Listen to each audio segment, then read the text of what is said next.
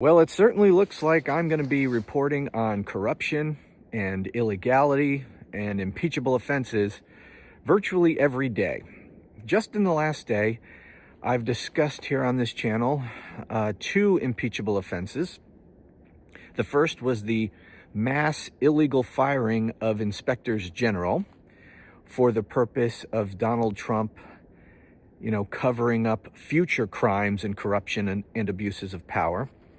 The second impeachable offense happened yesterday when Donald Trump cut off the payments to various programs, monies that had been appropriated by Congress, which is flatly unconstitutional. That funding freeze, that payment freeze, has been temporarily blocked by a federal judge pending the resolution of this in the courts. So we've not heard the last of that. And now Donald Trump is committing, or at least offering, and saying that he is willing to commit yet another impeachable offense, and that is he has offered federal employees a buyout. If they quit, he will pay them for, I think it was something like 7 months of work. Now, that also is flatly illegal, unconstitutional.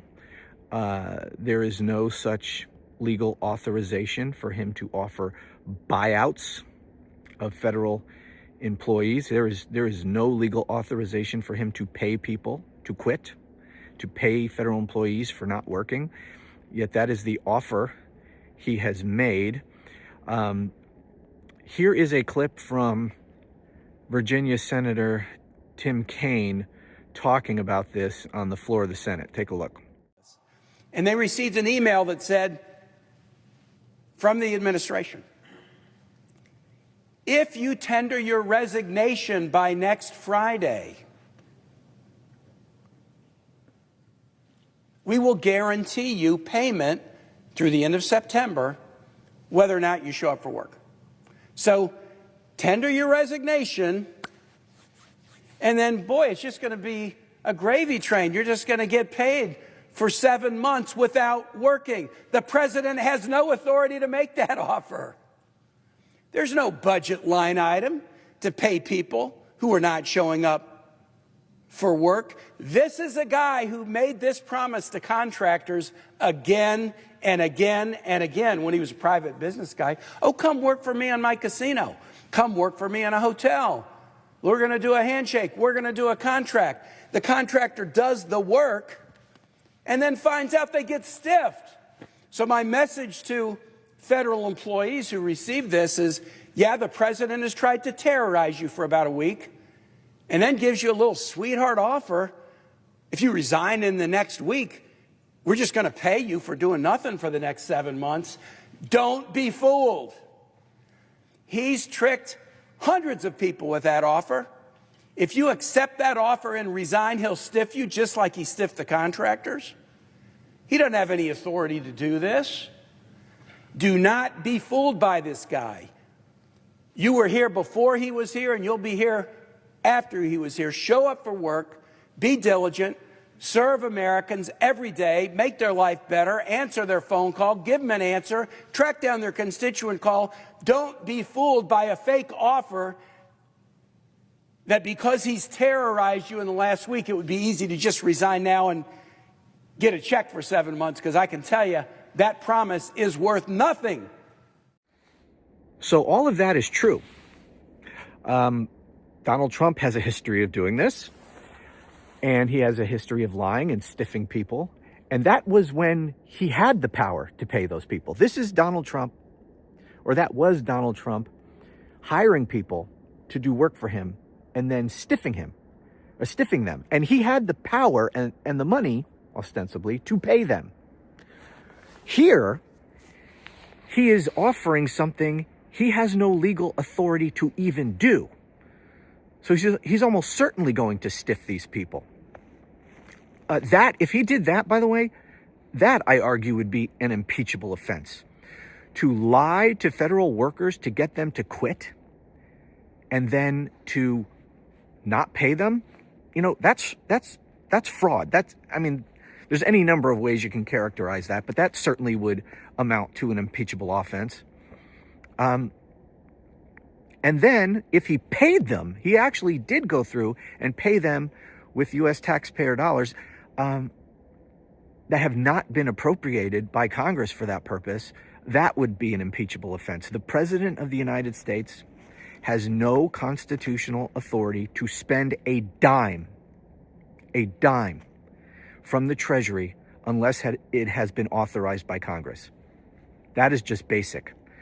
So for him to spend money that has not been appropriated by Congress would be flatly unconstitutional. So yet another impeachable offense. But as we've talked about many times, the Constitution cannot enforce itself. And if you do not have members of Congress who are willing to use their constitutional authority to check a rogue, authoritarian, criminal president, then there's nothing anyone can do to stop him. The only people who can stop him from doing illegal things as president is the Congress. In our system, they have the power to impeach and remove him. But we all know that that is not going to happen, at least not over any of this. I couldn't even imagine what Donald Trump could do that would be bad enough for this Republican Congress to actually impeach him and remove him from office. I mean, they didn't do it when he committed a coup and a violent insurrection live on TV. That wasn't enough. So certainly, unconstitutionally, illegally spending money from the Treasury, that ain't going to do it. Refusing to spend money that has been appropriated by Congress through these various programs, Medicaid and so forth, that is now the subject of litigation stemming from yesterday's action. That's not going to do it. So I don't know what would possibly do it. But that's where we are. We now have a criminal president acting like a criminal, acting like a lawless, dictatorial thug, which should not surprise anyone because the man's a criminal, and he told us he was going to act like a dictator. Now, he told us it would just be for one day, but we all knew that was a lie. So no one should be surprised by any of this. The question is, how much will be enough to make Congress act?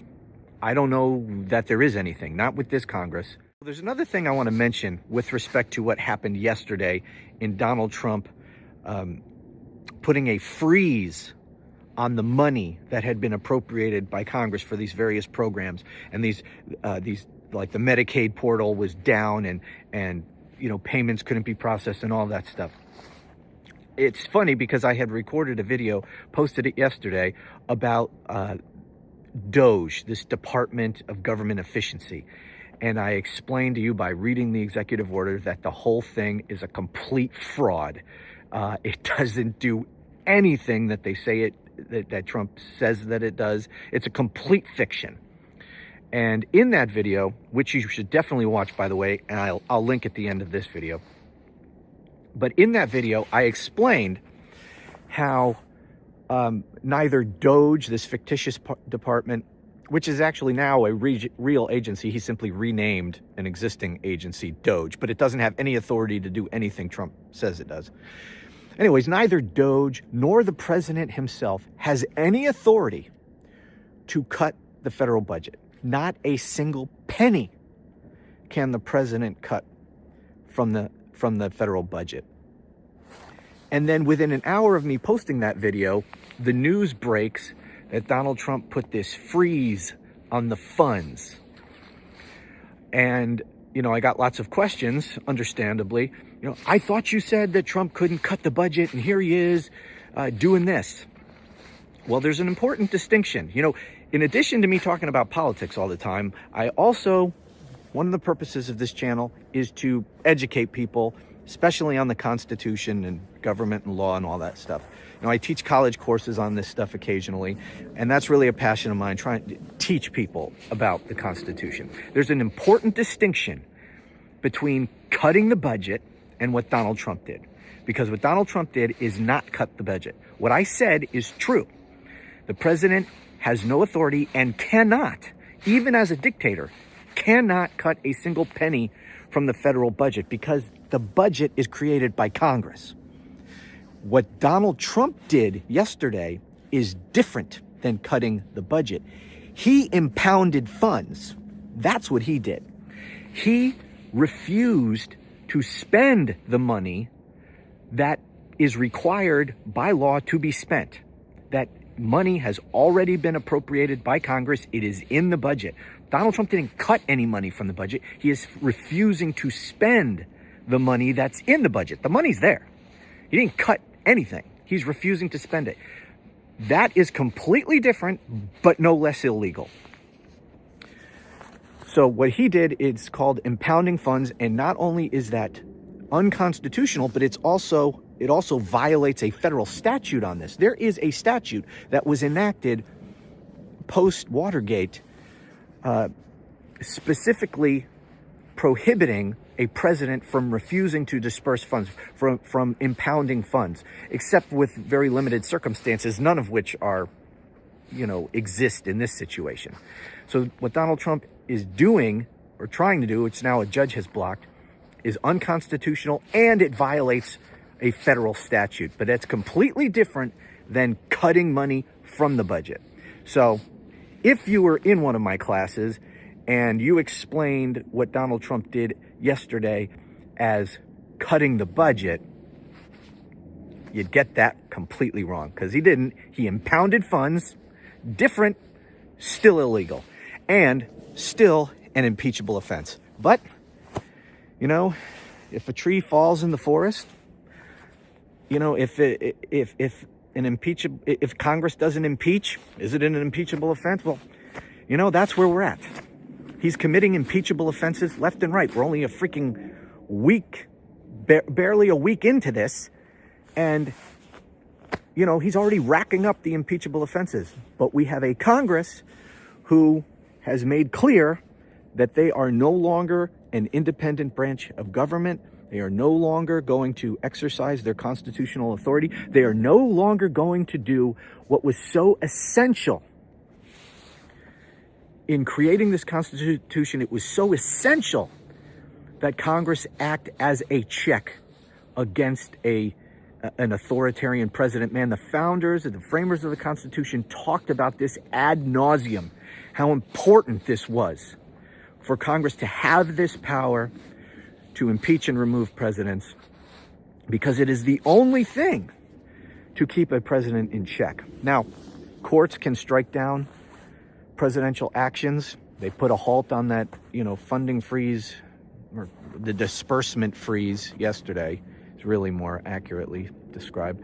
But you know what? What if Donald Trump just continues to do it anyway? The courts have no power to enforce their rulings. Is Congress ever going to do anything? I don't know. Anyways, that's where we're at. Talk to you again soon.